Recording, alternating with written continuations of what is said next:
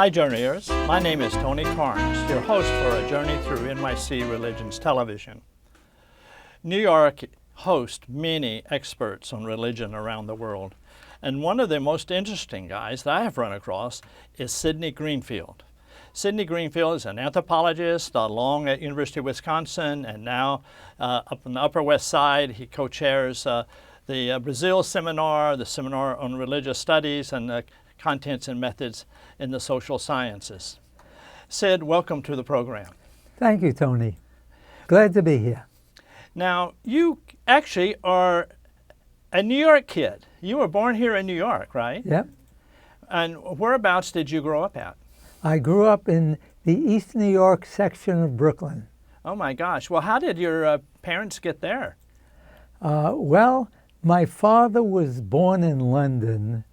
When his father died when he was young, his mother took her 4 boys, including my father, to New York as an immigrant going through Ellis Island. And he went out and sold newspapers to help support the family. Oh, which paper did he work for? You remember? Oh, He you didn't. told them all. He was, if you saw this show Newsies, he was one of the kids who went out on the street corner and sold newspapers, whatever newspapers he could get. How did he and your mom meet? You know something? I don't really remember. Now, were they, both of them, their parents came from overseas, is that right, or lived overseas? No, my mother's parents came from Central Europe, and they both died when she was very young. So she was raised by her older siblings. Now, I know that you have had a long interest in religion, and I was wondering, did you grow up religious, or did your parents talk about religion? No, my parents didn't, because when my father's mother, my grandfather actually, was one of 4 brothers, and the other 3 came to the United States, and they were very religious. But my father never learned or participated in any religion, and it was a kind of an embarrassment when his uncles came to visit the house. Well, because they all kept kosher and we didn't. Really? Did you think that was, you wondered what happened when you were a kid, or? No, I just had no idea what was going on. And then I was talked into being bar mitzvahed, which I did appreciatively. And after I asked lots of questions about the Torah portion and were told to shut up and learn some more, I gave it all up. So where were you bar mitzvahed at? Do you remember what? In East New York. You know, there are a lot of congregations there. You Yeah, don't I remember? know. It was my mother's uncle's congregation, and I blocked it out like I blocked out most all else. Oh, your uncle will probably think, oh, this kid is a real bit to handle. Yeah. But your father... And then I would ask my father's uncles all kinds of questions,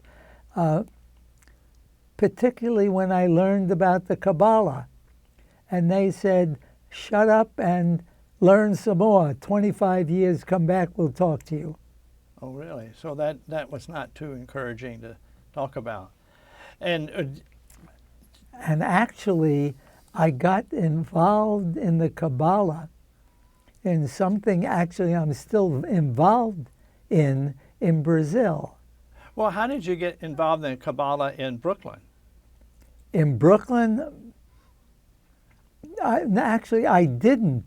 It was years later that I came back to my uncles and asked them about it, figuring they were the only people I knew who were knowledgeable.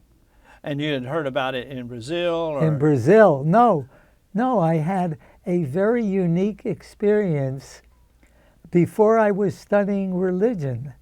And no, actually, after I had started studying religion in Brazil, and I met somebody who was the head of an Umbanda center. And I went out to his center to visit him and find out about things. And he took one look at me, and for the first time I had this in Brazil, he said, "Are you Jewish?" And I jumped, and I said, now maybe if I stall him, he'll go on to another question. So I tried to change the conversation. He came in, "Are you Jewish?" And finally I broke down and I said, "Yes." And he looked at me, delighted. It turned out that the patron saint for his center was King Solomon. And at the time, I had a beard that was red. And he had a big poster of King Solomon with a red beard. Oh. And he said, "And your name, your first name?" And I said, "Sidney." And he looked down and he said, "Oh," but I said, "My father's name was Solomon." And then he lit up again, and that started my becoming interested. And I wrote something because I did a book review of a book on the Kabbalah that somebody sent me, and I wrote about the Kabbalah and Umbanda. Well, let me go back. That you did a review. I did a book review of this book on the Kabbalah that I tied in with my experience in this Umbanda center. Oh, really? And I did it as a book review essay. And a Russian anthropologist today who is in New York, who's been coming to the Brazil seminar and met me there, is doing a documentary on Jewish spirits in Afro-Brazilian religions. And he is using this article I wrote, plus interviews with me, as the point of departure for this documentary. Well, let me come back to Umbanda. Yeah. Because some of our audience might not know what Umbanda is. What is Umbanda? It's Umbanda. Umbanda. Umbanda. And it is one of a series of Afro-Brazilian religions practiced in Brazil. Actually, it is a syncretic mixture of Kardecist Spiritism and the Afro-Brazilian religions known more often as Candomblé or Xangô, or as in Haiti it's Vodun or Santeria in the Spanish Caribbean and New York. So what we have here, you're covering the panoply of the different Afro-leaning religions in Brazil. That's Kardecist? And Kardecism, yeah. Kardecism, which actually came out of France. That came out of France. But it has some relationship to these others, because it's similar in some ways. Well, it's only similar that really, unlike the others that are pre-modern religions, this one was Allan Kardec, who is known as the codifier of Kardecism, decided that the Roman Catholicism he grew up with was all wrong. So he rewrote the Bible, and he rewrote everything, and gave a complete new interpretation that Brazilian intellectuals, before the founding of the Republic at the end of the 19th century, who went to France, brought it back to Brazil, and were teaching it in centers on the street in the major cities. Now, I wonder if Auguste Comte plays a role in Brazil, right? His one of the slogan of the national slogan goes back to the philosopher and sociologist Auguste Comte. Did the Kardecist people from France have any interaction or thoughts about Auguste Comte's No, this Comte's thinking was accepted in the political sphere. And in fact, it's on the Brazilian flag. Mm-hmm. Order and progress. Progress. Because Comte had this evolutionary, almost Aristotelian view of how society develops. But the Kardecists have an entirely different approach. No. They believe that when the Creator, as they call him, created the universe, he created spirits who come and incorporate in bodies for a lifetime and then go off in a series of incarnations, reincarnating on earth to learn lessons as part of a spiritual journey that will take them to progress at the end of their journey, and they use as their vision of what progress is the life of Jesus Christ. That's amazing. Now you've got three here. You've got Kardecicism, the Afro-Brazilian religions, which have different names, Tango and Santeria in some countries. Yeah. And this is based on sort of the spirits of the earth and spirits of the ancestors, yes, who, as far as many Afro-Brazilian people are concerned, are still involved in their lives, because what they do is pray to the spirits. And actually, in one of the major variants, everyone is a prototype of the spirit who they are the incarnations of on earth. Now there is a little bit of overlap with Kardecicism, which has this, everybody has a spirit in them, and so do they sometimes... But the difference is in this form of candomblé, individuals are the representation in this world of the particular deity or ancestor, that they are the archetype. So we've got Kardecist, candomblé, and other names.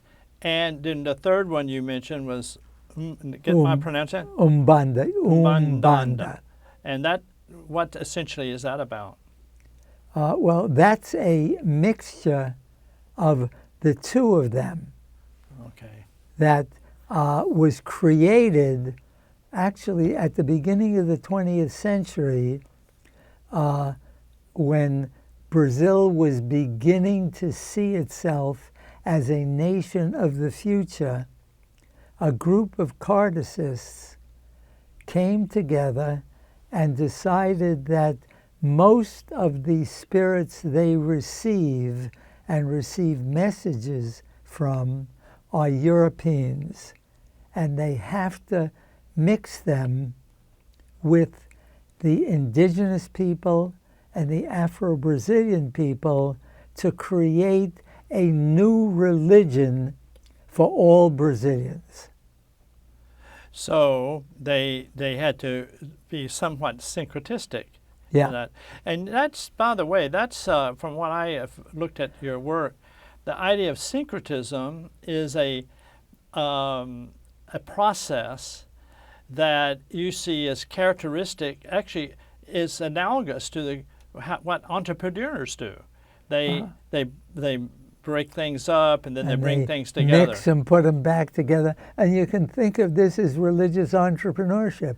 Well, let me ask you, I want to go back a little bit. You mentioned about the parallel that you came to see between, or at least somebody introduced you, Umbanda and the Kabbalah. But when you were growing up in Brooklyn, and then you went to high school there, which high school did you go to? I went to Franklin K. Lane High School. Which is, at one time, was the largest high school in the United States, but fell on hard times. Well, it fell on hard times because it was only the largest high school in the United States because principals like my principals forced kids to go there. And it was one of these WPA projects that they built on the border of Queens and Brooklyn. And it had a cemetery on one side and a semi-pro baseball field on the other. And it was in a neighborhood that was prone to race riots. And kids went out there, and it lasted as long as it could. It declined, it went up, until eventually they closed it down, and it doesn't exist anymore. Well, but you didn't run across, because you didn't grow up religious, you didn't run across religion at the high school, did you? Well, I only did by sheer accident, because in my first semester in high school, I had there were only 4 boys in the class, and I had a good Irish Catholic teacher. And one of the things we had to do was make a speech. So being the one-time theater actor individual that I was, I made a speech using Yiddish accents that I had come across in the neighborhood where I grew up. Oh, how? And she thought this was scandalous. Oh, she did? Oh, God, yes. So she flunked me. Because it wasn't correct English or It something? wasn't correct English. Oh, she's one of those real stickler Yeah, types. well, real stickler. And then on the final exam, there was a good Italian Catholic boy who copied my paper. Uh-oh. And you put at the end Gesundheit, and he got in trouble? And the point is, she said, he can't do anything like this. Oh. You must have copied his paper. And she flunked me. Oh, my gosh. You got So I had to go to summer school. And 2 semesters later, I flunked English again for challenging teachers on the interpretations of the required readings. But how did you ever get into Brooklyn College? Because that's where you went next. Because again, another one of these accidents that's filled my life. When I was in elementary school, I had a classmate whose father was a Russian immigrant. And he had been an engineer in Russia, and it was the Soviet Union at that time, actually, Right. but and had to work as an electrician in the States. And to help his son get through school, he taught him mathematics. And my friend, to protect himself from his father, invited me to come along. So I learned mathematics from him and wound up, as I flunked English, I got A's on all of my math classes. I aced the Regents exams. I got hundreds on all of them. So the A's balanced out the F's, and I had the grades to get into Brooklyn College. So you went to Brooklyn College, and you started to major in economics and sociology. Yeah, and I only majored in economics because I wasn't going to go to college. But my mother talked me into it because my father's younger brother was an accountant.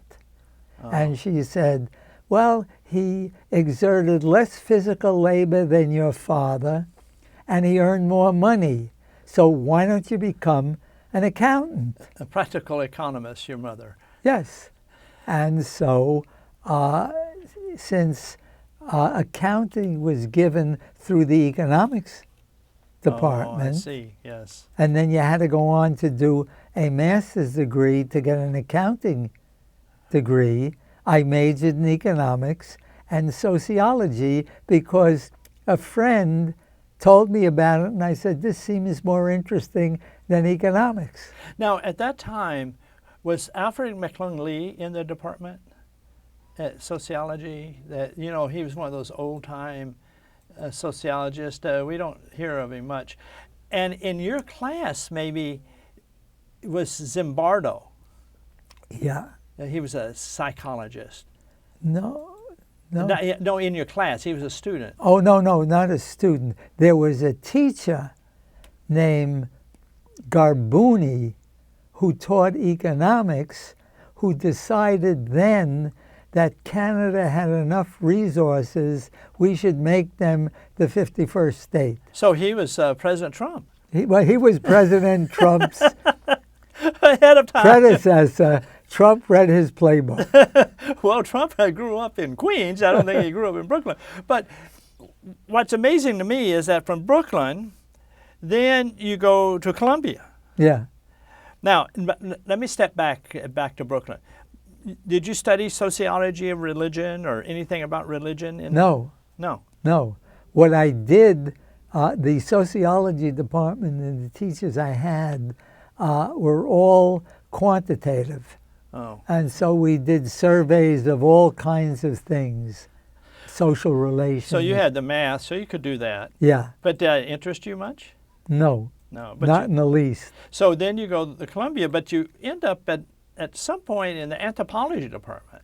Well, this is because having had a double major, including sociology, I had taken one course that introductory anthropology was a prerequisite for.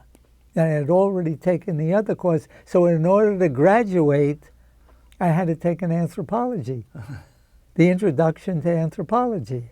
So just almost by accident. So by accident, I took it, and then I said to myself, wow, do you really mean there are other people around the world who have cultures and lifestyles that are different from ours in New York?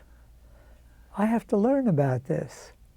And you go to Columbia. So I speak to the instructor, Yes. who says to me, well, if you're interested, why don't you go up and talk to my mentor who's chair of the department at Columbia? Which I did. And he said to me, well, if you're interested, why don't you write a letter asking for admission? I'll get the letter, let you in, and you can come in the fall. And who's going to pay for it? Well, I had saved up enough money for one semester while I was working full-time going to Brooklyn College. Okay, wow. And again, after a while, I was working for an accountant to earn my way through school. Yes, right. Yes. So it did work. That did work out. So Columbia had a system where the 4 fields of anthropology were covered over the course of a year. That's cultural anthropology, linguistic, archaeology or prehistory, and physical anthropology or human biology. I took the first half which was really the second half, because I graduated in February and started at Columbia in February. Mm-hmm. And I was fortunate that I met a bunch of friends who I studied with, not having any background or undergraduate work in anthropology. It turned out that I aced this introductory exam. Oh.